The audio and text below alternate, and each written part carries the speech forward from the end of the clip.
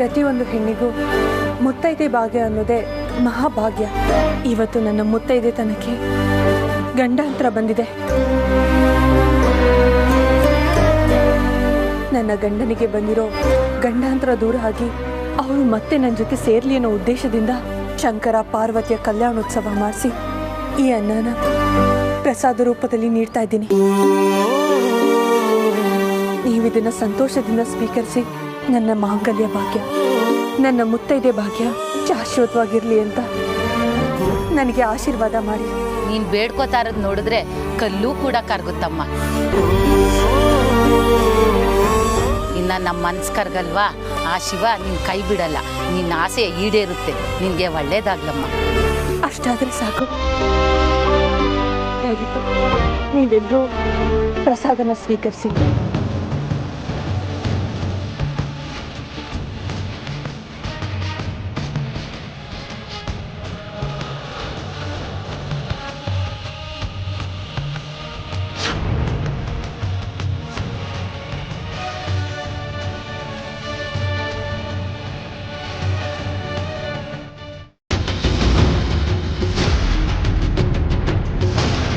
ಅಜ್ಜ, ಗಾಡಿ ಆ ಕಡೆ ತಗೊಳ್ಳಿ. ಆ ಕಡೆನಾ? ಅದು ಕಾಡ್ಗೆ ಹೋಗೋ ದಾರಿ ರೀ. ಕಾಡ್ಗೆ ಹೋಗ್ಬೇಕಾಗಿರೋದು ನಾವು. ಕಾಡ್ಗ? ಯಾಕೆ? ಅಲ್ಲೊಂದು ಶಕ್ತಿಶಾಲಿ ದೇವಸ್ಥಾನ ಇದೆ.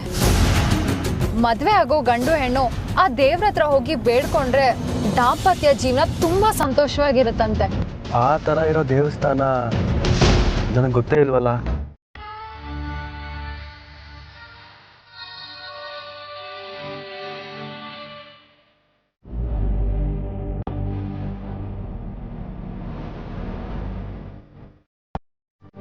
ನಿಧಾನ ಊಟ ಮಾಡಿ.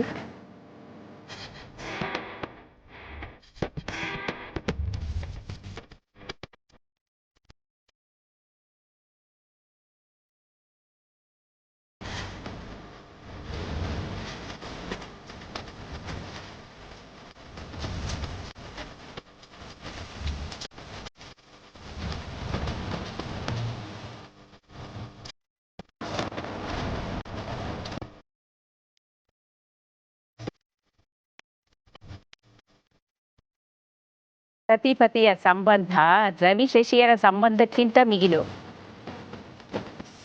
ಅರ್ಧನಾರೀಶ್ವರನ ಆಶೀರ್ವಾದದಿಂದ ಕರಗಿತು ಮನದ ಅಳಲು. ಸತಿಪತಿಯರಲ್ಲಿ ಯಾರೂ ಮೇಲಲ್ಲ, ಯಾರೂ ಕೀಳಲ್ಲ. ಇದನ್ನ ಅರಿತಾಗ ಮಾತ್ರ ದಾಂಪತ್ಯ ಸವಿ ಸಿಹಿ. ಅಮ್ಮಂದಿರ, ತನ್ನ ಮಾಂಗಲ್ಯಕ್ಕೇನೋ ಕಂಟಕ ಬಂತು ಅಂತ ಶಿವ ಪಾರ್ವತಿಯರ ಕಲ್ಯಾಣ ಮಾಡಿಸಿದಾಳೆ. ನೀವೆಲ್ಲ ಹೊಟ್ಟೆ ತುಂಬ ಊಟ ಮಾಡಿ ಇವಳ ಮಾಂಗಲ್ಯ ಭಾಗ್ಯ 100 ಕಾಲ ಶಾಶ್ವತವಾಗಿರ್ಲಿ ಅಂತ ನೀವೆಲ್ಲ ಆಶೀರ್ವಾದ ಮಾಡಿ.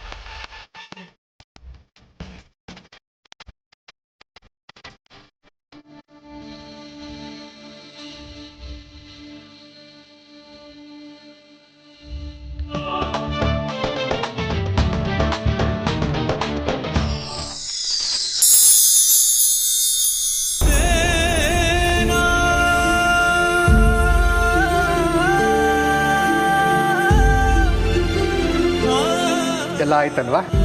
ಹಾಂ, ಪೂಜೆ ಎಲ್ಲ ಸಾಂಗೋಪಾಂಗವಾಗಾಯಿತು. ಇನ್ನು ಪಾರ್ವತಿ ಪರಮೇಶ್ವರ ಆಶೀರ್ವಾದ ಆಗಬೇಕು ಅಷ್ಟೇ. ನಿನ್ನ ಆಸೆ ಆದಷ್ಟು ಬೇಗ ಪೂರೈಸ್ಲಿಮ್ಮ. ಕುಮಾರ, ವೈಷ್ಣವಿ, ಹೋಗೋಣ. ಏನತ್ತೆ ಹೊರಡೋಣ ಅಂತ ಬರೀ ನಮ್ಮಿಬ್ಬರನ್ನ ಮಾತ್ರ ಕರಿತಾ ಇದ್ದೀರಾ? ಅಮೃತ ನಮ್ಮ ಜೊತೆಲಿ ಬರೋದಿಲ್ವಾ? ಇಲ್ಲ, ಬರಲ್ಲ.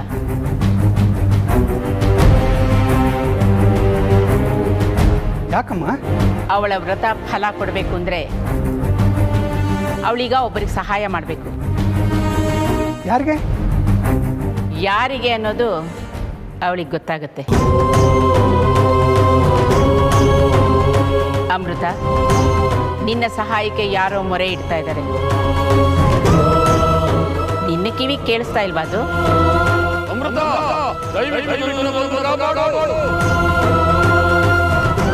ಹೌದಮ್ಮ, ಯಾರು ನನ್ನ ಸಹಾಯನ ಬಯಸ್ತಾ ಇದ್ದಾರೆ. ಹೋಗು, ಅವ್ರಿಗೆ ಹೋಗಿ ಸಹಾಯ ಮಾಡು.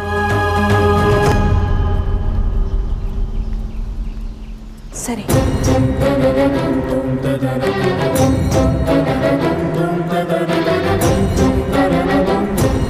ಕುಮಾರ, ವೈಷ್ಣವಿ, ಬನ್ನಿ ಮನೆಗೆ ಹೋಗೋಣ.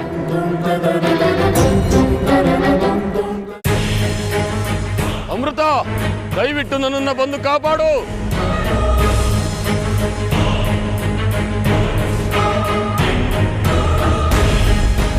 ಯಾರಿದು? ಯಾರು ಹೀಗೆ ನನ್ನ ಸಹಾಯಕ್ಕೆ ಅಂಗಲಾಚಿ ಬೇಡ್ಕೋತಾ ಇದ್ದಾರೆ? ಅಮೃತ, ದಯವಿಟ್ಟು ನನ್ನನ್ನು ಕಾಪಾಡು.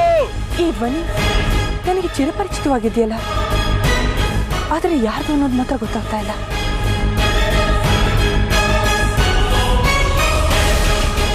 ಅಮೃತ, ದಯವಿಟ್ಟು ನನ್ನನ್ನು ಕಾಪಾಡು.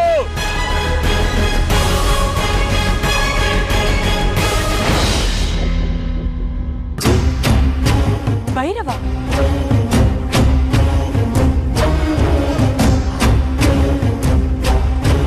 ಅಮೃತ, ನನ್ನನ್ನು ಕಾಪಾಡು ಅಮೃತ.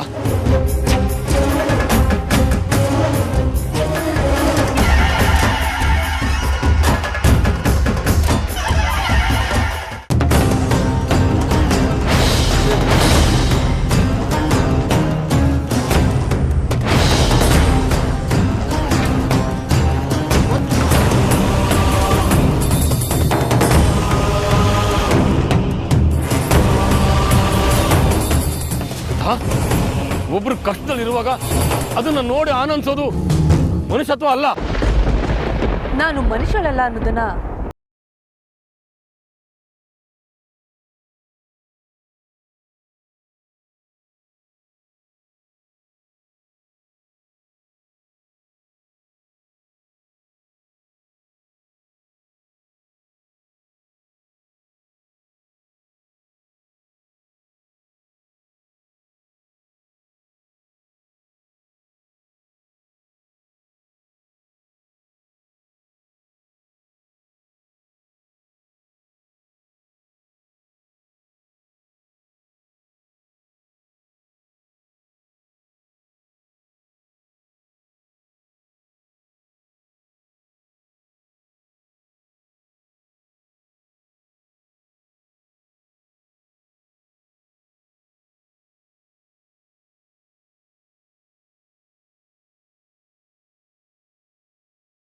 ಸಹಾಯ ಮಾಡೋದಿಲ್ಲ.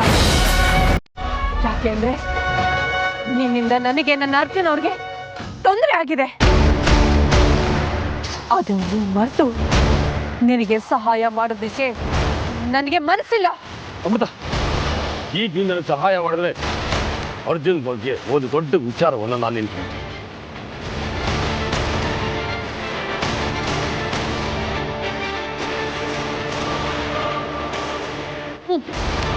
ನೀನು ಈ ಮಂತ್ರ ಬಂಧನದಿಂದ ಬಿಡಿಸ್ಕೊಳ್ಳೋದಿಕ್ಕೆ ಹೇಳ್ಬೇಡ ಭೈರವ.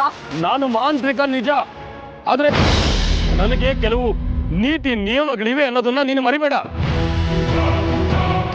ಸರಿ, ಅದೇನು ಅಂತ ಹೇಳು. ಅದನ್ನ ಕೇಳಿ ನಾನು ನಿನಗೆ ಸಹಾಯ ಮಾಡಬೇಕೋ ಬೇಡ ಅಂತ ನಿರ್ಧಾರ ಮಾಡ್ತೀನಿ.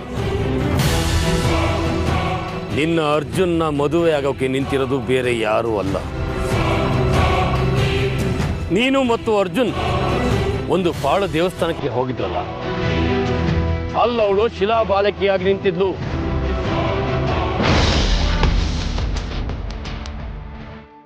ಅಲ್ಲಿ ಅರ್ಜುನ್ ಸ್ಪರ್ಶ ಆಗಿ ಅವಳು ಜೀವಂತ ಬಾಲೆ ಆದ್ಲು. ಆಮೇಲೆ ನಿನ್ನ ಅತ್ತೆ ಮನೆಯವರನ್ನ ಪರಿಚಯ ಮಾಡಿಕೊಂಡು ತನ್ನ ಮಾಯಾ ಶಕ್ತಿಯಿಂದ ಅರ್ಜುನ್ನ ಮದುವೆ ಆಗಿ ನಿಂತಿದ್ದಾಳೆ. ನಾನು ನಿನ್ನ ಮೇಲೆ ಪ್ರಹಾರ ಮಾಡೋದಕ್ಕೆ ಕಾರಣನೇ ಆ ಮಾಯಾ ಶಕ್ತಿ ಮಾನಿನಿ.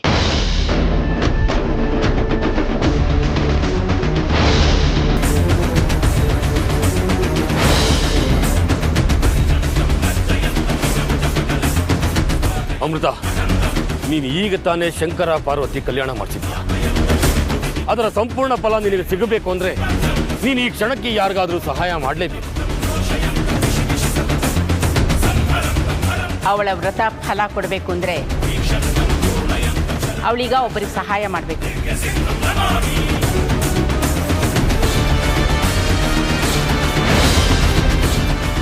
ನನಗೆ ನೀನು, ನಿನಗೆ ನಾನು ಅನ್ನೋ ಥರ ಇದ್ದ ನೀವು ಹೇಗಿಷ್ಟು ಬೇಗ ಶತ್ರುಗಳಾದ್ರೆ? ನಾನು ಅಂದುಕೊಂಡಷ್ಟು ಒಳ್ಳೆಯವಳಲ್ಲ ಅವಳು. ಬದುಕೋದಕ್ಕೋಸ್ಕರ ಯಾರನ್ನ ಬೇಕಾದ್ರೂ ಕೊಲ್ಲೋದಕ್ಕೆ ನಿಲ್ತಾಳೆ. ಅವಳ ಸ್ನೇಹ ತಪ್ಪು ಅನಿಸ್ತು, ಅದಕ್ಕೆ ಅವಳಿಂದ ದೂರ ಬಂದ. ಅವಳು ಅರ್ಜುನ್ನ ತನ್ನ ಲೋಕಕ್ಕೆ ಕರ್ಕೊಂಡು ಹೋಗೋದಕ್ಕೆ ಹುನ್ನಾರ ಮಾಡ್ತಿದ್ದಾಳೆ. ನನ್ನ ಮಾತನ್ನ ನಂಬು. ಇದು ನನ್ನ ಆರಾಧ್ಯ ದೈವ ಮಹಾಕಾಲನ ಪಾದದಾಣೆಗೂ ಸತ್ಯ.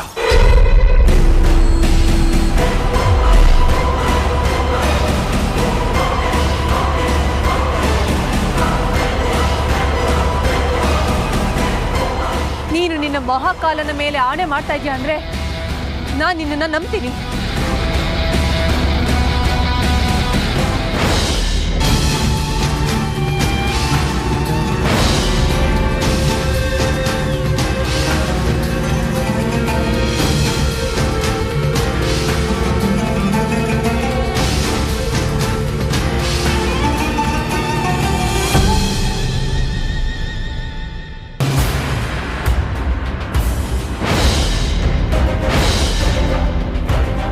ಅರ್ಜುನ್, ಇನ್ನು ಸ್ವಲ್ಪ ಹೊತ್ತಲ್ಲೇ ನೀನು ಸಂಪೂರ್ಣವಾಗಿ ನನ್ನವನಾಗ್ತೀಯ. ಇನ್ನೇನು ಅಪ್ಸರಾ ನೌಕೆ ಬಂದ್ಬಿಡುತ್ತೆ. ಅದರಲ್ಲಿ ನಾವು ನಮ್ಮ ಲೋಕಕ್ಕೆ ಹೋಗ್ತೀವಿ. ನಮ್ಮ ಲೋಕದಲ್ಲಿ ಸ್ಮೃತಿ ಪರಿವರ್ತನಾ ಯಂತ್ರದಲ್ಲಿ ನಿನ್ನನ್ನು ಕೂರಿಸಿ ಹಿಂದಿನ ಎಲ್ಲ ನೆನಪುಗಳನ್ನ ನಿನ್ನ ಮನಸ್ಸಿಂದ ಅಳಿಸಾಕ್ತೀನಿ. ಆಗ ಅಮೃತ ಆಗಲಿ, ನಿಮ್ಮ ತಂದೆ ತಾಯಿ ಆಗಲಿ, ಭೂಲೋಕದ ಯಾವ ನೆನಪುಗಳು ಸಹ ನಿನಗಿರೋದಿಲ್ಲ. ಆಗ ನಿನ್ನ ಮನಸ್ಸು ಹುಟ್ಟಿದ ಮಗು ಮನಸ್ಸಿನ ಥರ ಆಗೋಗುತ್ತೆ.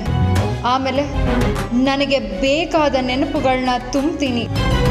ಆಮೇಲೆ ನೀನು ಸಂಪೂರ್ಣವಾಗಿ ನನ್ನ ವಶ ಆಗೋಗ್ತೀಯ.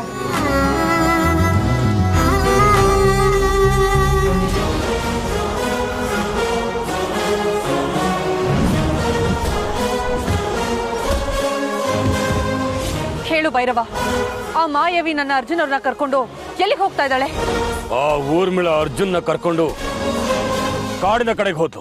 ಕಾಡ್ಗ? ಯಾಕೆ? ಅವನನ್ನ ತನ್ನ ಲೋಕಕ್ಕೆ ಕರ್ಕೊಂಡು ಹೋಗೋದಕ್ಕೆ. ಅವಳು ಯಾವ ಲೋಕ? ಅಪ್ಸರಾ ಲೋಕ. ಇವತ್ತು ಸೂರ್ಯಾಸ್ತ ಆಗ್ತಿದ್ದ ಹಾಗೆ ಅಪ್ಸರಾ ಲೋಕ ಭೂಮಿಗೆ ಹತ್ತಿರವಾಗಿ ಬರುತ್ತೆ. ಅದರಿಂದ ಅಪ್ಸರಾ ನೌಕೆ ಬರುತ್ತೆ. ಅದನ್ನ ಹತ್ತಿ ಇಬ್ಬರು ಅವರ ಲೋಕನ ಸೇರ್ಕೊಳ್ತಾರೆ.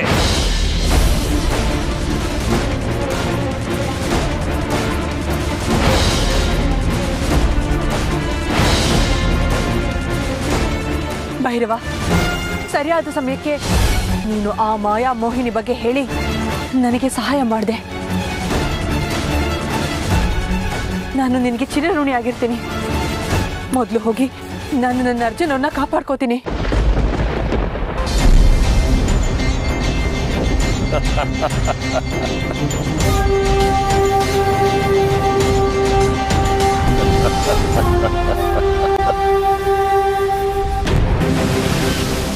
ನಾಗಿಣಿ,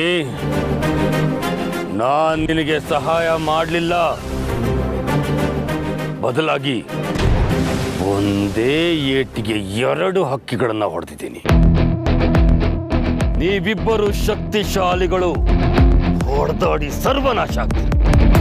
ಆಗ ಅರ್ಜುನ್ ಇಲ್ಲೇ ಉಳ್ಕೋತಾನೆ. ಅವನಲ್ಲಿರೋ ನಾಗಮಣಿನ ನಾನು ವಶಪಡಿಸ್ಕೊಂಡು ಅವನನ್ನ ನಾನೇ ಮುಗಿಸ್ತೀನಿ.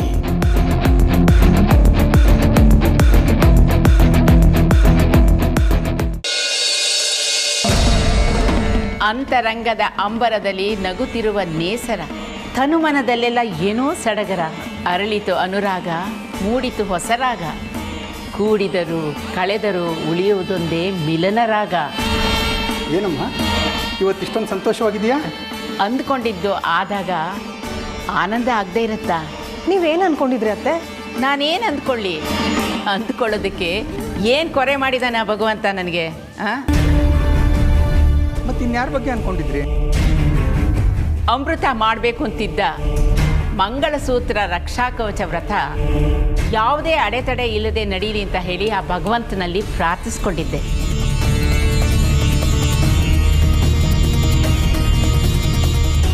ಅದು ಹಾಗೆ ಆಗಿದೆ.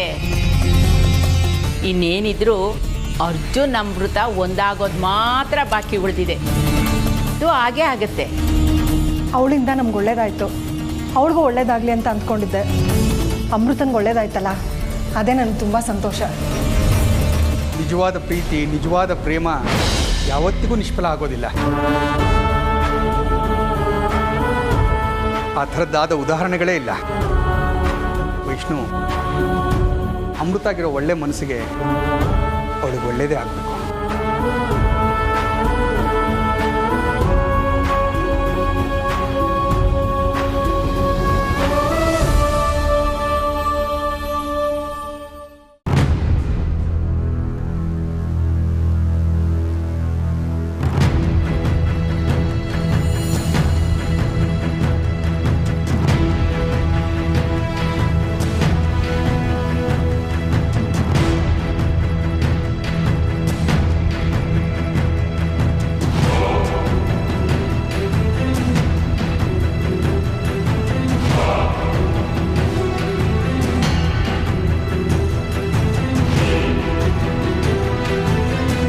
ಕರಿಮೆಣಸಿಗೆ ಕಾರ್ಮಣಿ ಕಾಳು ಜೊತೆ ಅನ್ನೋ ಹಾಗೆ ಅತ್ತೆ ಸೊಸೆ ಇಬ್ರು ಸರಿಯಾಗಿ ಜೊತೆಯಾಗಿದ್ದೀರಾ. ನಿಂದು ಕುಮಕ್ನಿಂದಲೇ ಅವಳು ಇಷ್ಟೆಲ್ಲ ಮೆರಿತಾ ಇರೋದು. ಬರಲಿ ಇವತ್ತು ಒಂದು ಗತಿ ಕಾಣಿಸ್ತೀನಿ. ನೋಡು, ನಿನ್ನ ಕೋಪ ಎಂಥದ್ದು ಅಂತ ನನಗೆ ಚೆನ್ನಾಗಿ ಗೊತ್ತು.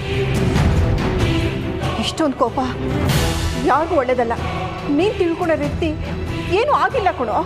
ಏಯ್ ಮುದ್ಕೆ, ನಿನ್ನ ಕಣ್ಣಿಗೆ ನಾವು ಹೇಗೆ ಕಾಣಿಸ್ತಾ ಇದ್ದೀವಿ? ಹಾ, ಏನಾಗಿದೆ ಏನಾಗಿಲ್ಲ ಅನ್ನೋದು ನಮಗೆ ಚೆನ್ನಾಗಿ ಗೊತ್ತಿದೆ. ನಮ್ಮಿಂದ ಏನಾದರೂ ಮುಚ್ಚಿಡೋದು ಪ್ರಯತ್ನ ಪಟ್ರೆ ಪರಿಣಾಮ ನೆಟ್ಟಗಿರೋದಿಲ್ಲ. ಕೋತಿ ತಾನು ಕೆಡೋದದೆ ವನನೆಲ್ಲ ಕೆಡಿಸ್ತು ಅನ್ನೋ ಹಾಗೆ ಈ ಹೇಮ ಕರುಣ ಮತ್ತೆ ಚಿತ್ರನ ತಲೆ ಕೂಡ ಕೆಡಿಸ್ತಾ ಇದ್ದಾಳೆ. ಇಲ್ಲದೆ ಇರೋದನ್ನೆಲ್ಲ ಆ ಕರಣ್ ತಲೆಗೆ ಚಿತ್ರ ತಲೆಗೆ ಯಾಕೆ ತುಂಬ್ತಿದ್ದಾರೆ? ಅದಕ್ಕೆ ಆಗಾಗ ಮಾಮೂಲಿ ಕೊಡಬೇಕಾದ ಸರಿಯಾದ ಸಮಯ ಕೊಟ್ಟಿದ್ದಿದ್ರೆ ನಮ್ಮ ಅಂಕೆನಲ್ಲೇ ಬಿದ್ದಿರ್ತಿದ್ವಿ. ಅಯ್ಯೋ ಪಾಪ ಅಂತ ಸುಮ್ಮನಿದ್ನಲ್ಲ, ಅದ್ರ ಫಲ ಇದು.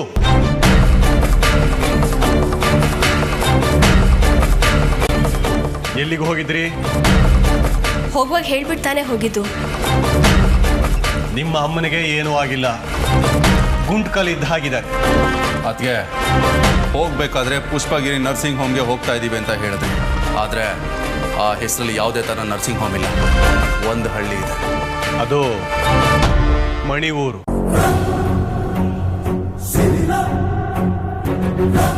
ನೀವು ಅಲ್ಲಿಗೆ ಹೋಗಿದ್ರಿ ಅಂತ ನನಗೆ ಗೊತ್ತು. ಯಾಕೆ ಹೋಗಿದ್ರಿ ಹೇಳಿ?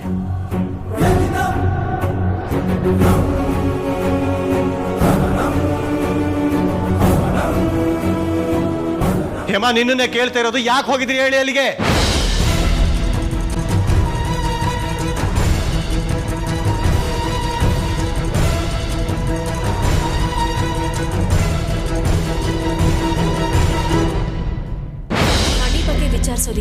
ವಿಚಾರಿಸುವಂಥದ್ದೇನಿದೆ?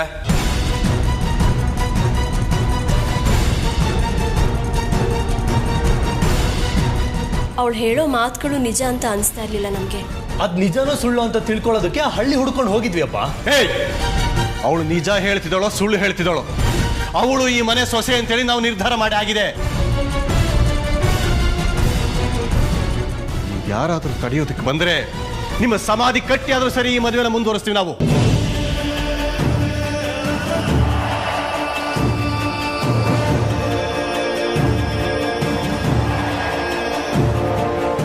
ಸಾಯ್ಬೇಕು ಅನ್ನೋ ಆಸೆ ಇದ್ರೆ ಈ ಮದುವೆಗೆ ಅಡ್ಡ ಬನ್ನಿ, ಇಲ್ಲ ಅಂದ್ರೆ ತೆಪ್ಪಗೆ ನಿಮ್ಮ ಪಾಡಿಗೆ ನೀವಿರಿ.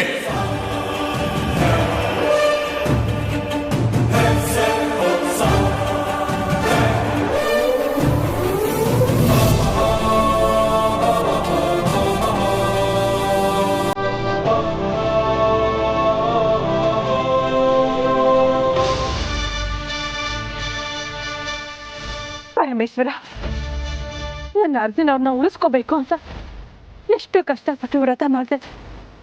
ಅದಕ್ಕೆ ನೀವು ಕೊಡ್ತಾ ಇರೋ ಫಲ ಇದೇನಾ?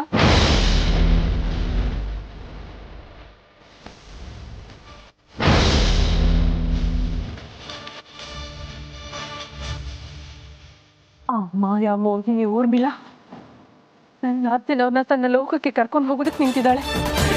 ಇದು ನ್ಯಾಯನಾ? ಪರಮೇಶ್ವರ, ಇದಕ್ಕೆ ನೀನು ಅವಕಾಶ ಕೊಡ್ತೀಯಾ? ಧರ್ಮೋ ರಕ್ಷತಿ ರಕ್ಷಿತ ಅನ್ನೋ ಮಾತು ಸುಳ್ಳ ಪರಮೇಶ್ವರ. ಹಾಗೇನಾದರೂ ಆದರೆ ನನಗೆ ಮಾತ್ರ ಅಲ್ಲ, ನಿನ್ನ ಭಕ್ತರಿಗೂ ಕೂಡ ನಿನ್ನ ಮೇಲೆ ನಂಬಿಕೆ ಹೊರಟೋಗುತ್ತೆ. ಅಲ್ಲಿಗೆ ನೀನು ಕಲ್ಲು ಅನ್ನೋದು ಎಲ್ರಿಗೂ ಸಾಬೀತಾಗೋಗುತ್ತೆ. ಇದೇ ನಿನಗಿಷ್ಟನಾ?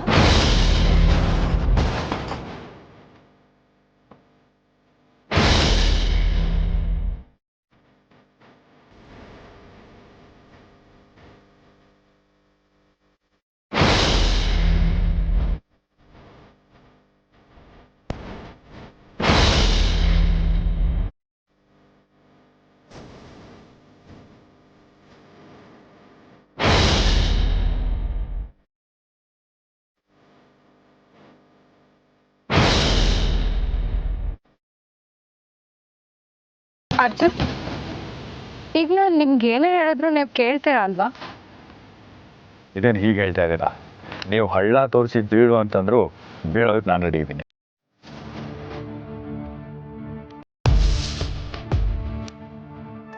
ಅರ್ಜುನ್, ನೀನೇ ಬಾವಿಗೆ ಬೀಳಬಾರ್ದು. ನನ್ನ ಕೈಯಾರ ನಿನ್ನ ಬಾವಿಗೆ ತಳ್ಳಬೇಕು. ಆಗ್ಲೇ ನನಗೆ ಸಮಾಧಾನ. ಯಾಕಂದ್ರೆ ನೀನ್ ನನಗ್ ಮಾಡಿರೋ ದ್ರೋಹ, ಮೋಸ ಅಂಥದ್ದು.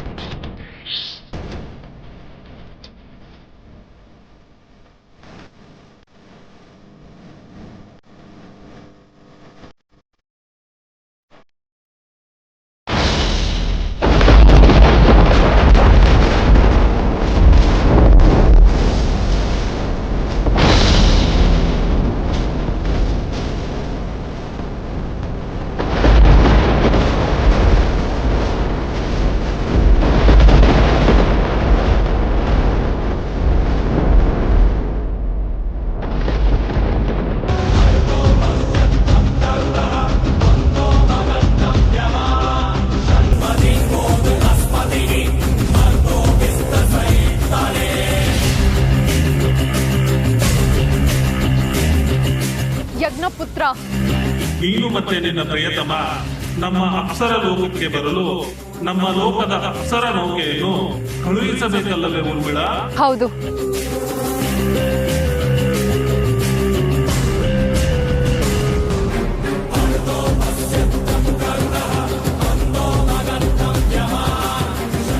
ಅರ್ಜುನ್, ನೀನು ನನ್ನ ವಶ, ನಿನ್ನ ಮನಸ್ಸು ಸಹ ನನ್ನ ವಶ. ಇನ್ನು ನೇರವಾಗಿ ಹೇಳಬೇಕು ಅಂದರೆ ನನ್ನ ಅಂದದ ಗುಲಾಮ ನೀನು. ಆ ಗುಲಾಮತನ ಈ ಕ್ಷಣಕ್ಕಲ್ಲ, ಈ ಜನ್ಮಕ್ಕೆ ಕೂಡ ಹೋಗೋದಿಲ್ಲ. ಹಾಗೆ ನಾನು ಮಾಡ್ಕೊಂಡಿದ್ದೀನಿ. ಇನ್ನು ನಿನ್ನ ಅಮೃತ, ನಿನ್ನ ತಂದೆ ತಾಯಿ ಹಾಗೆ ಈ ಭೂಲೋಕ ಯಾವುದು ನಿನ್ನ ನೆನಪಿನಲ್ಲಿ ಇರೋದಿಲ್ಲ. ನಿನ್ನ ಅಮೃತ ನಿನ್ನ ಮನಸ್ಸಿನಿಂದ ಶಾಶ್ವತವಾಗಿ ದೂರ ಆಗೋಗ್ತಾಳೆ. ನಿನ್ನ ಹೃದಯ ಸಿಂಹಾಸನದಲ್ಲಿ ಮೆರೆಯೋದು, ರಾರಾಜಿಸೋದು ನಾನು, ಈ ಊರ್ಮಿಳ ಮಾತ್ರ.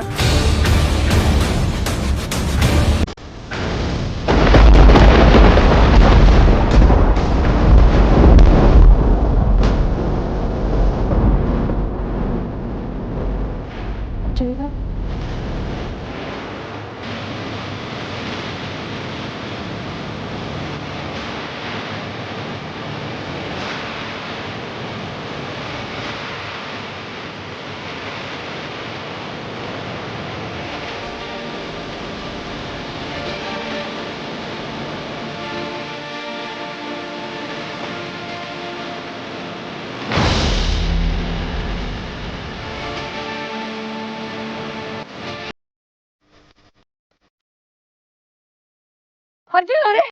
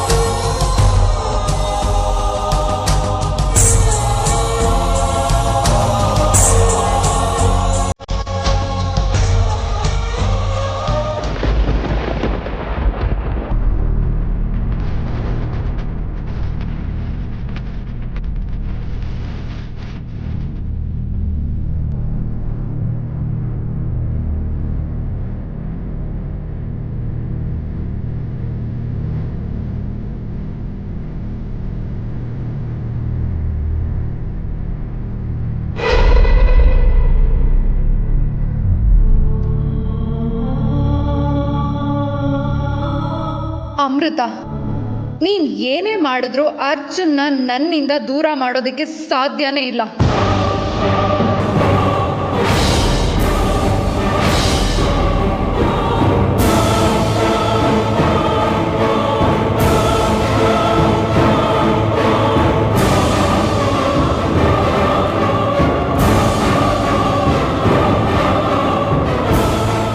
ಈ ಮಾಯಾ ಮೋಹಿನಿ ನನ್ನ ಮೇಲೆ ತನ್ನ ಶಕ್ತಿನ ಉಪಯೋಗಿಸ್ತಾ ಇದ್ದಾಳೆ. ಯಾವುದೇ ಕಾರಣಕ್ಕೂ ಇವತ್ತು ನನ್ನ ಅರ್ಜುನವ್ರನ್ನ ನಾನು ಬಿಟ್ಕೊಡಲ್ಲ.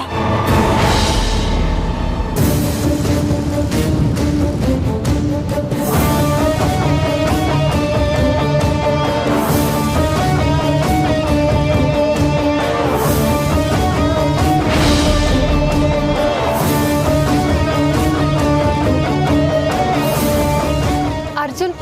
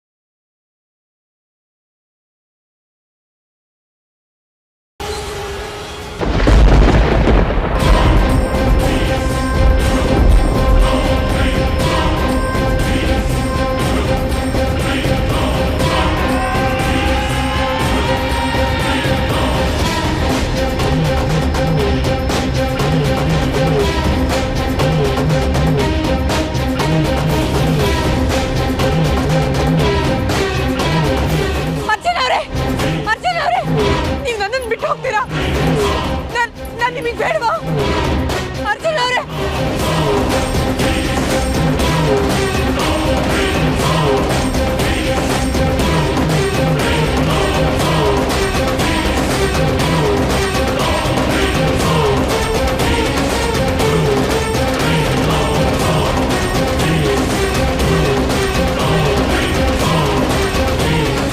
ಇಲ್ಲ, ನನ್ನ ಅರ್ಜುನ್ ಅವ್ರನ್ನ ನಾನು ಉಳಿಸ್ಕೋಬೇಕು. ಪರಮಾತ್ಮ, ನನ್ನ ಅರ್ಜುನ್ ಅವ್ರನ್ನ ನಾನು ಉಳಿಸ್ಕೋಬೇಕು. ನನ್ನ ಅರ್ಜುನ್ ಅವ್ರನ್ನ ಉಳಿಸ್ಕೋಬೇಕು ಅನ್ನೋ ಒಂದೇ ಒಂದು ಉದ್ದೇಶದಿಂದ ನಾನು ಶಂಕರ ಪಾರ್ವತಿ ಕಲ್ಯಾಣೋತ್ಸವನ ಮಾಡಿಸಿದ್ದು.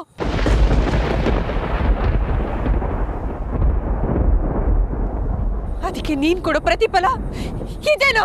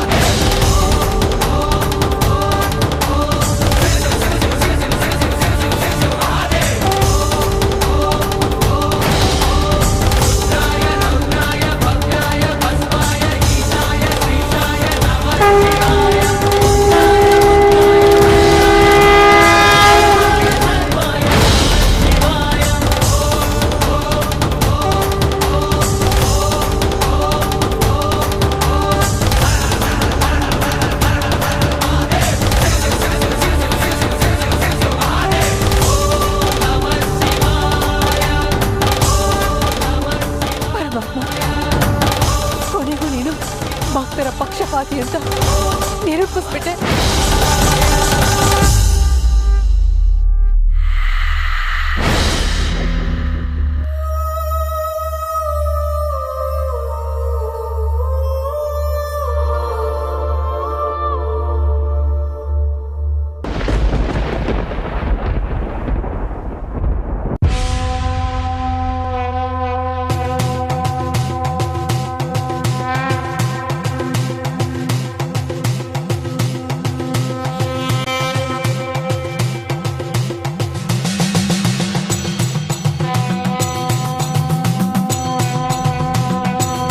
ಬಾ ಅರ್ಜುನ್, ಹೋಗೋಣ ಬಾ.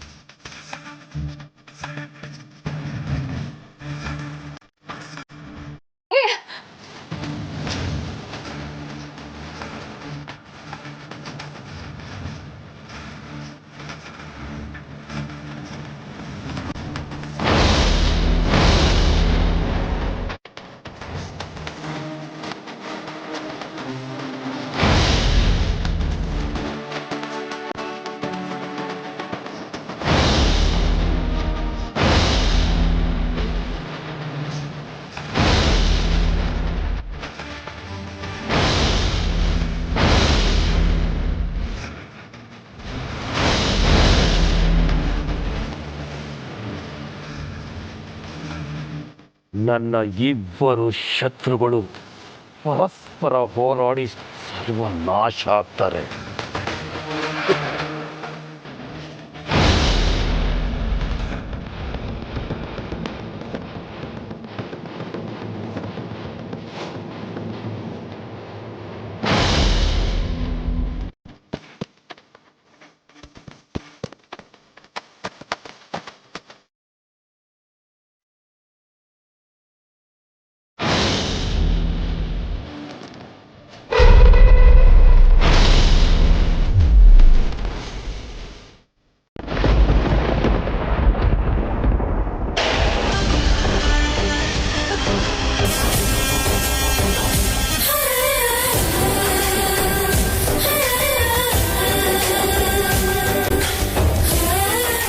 ಅವ್ರೆ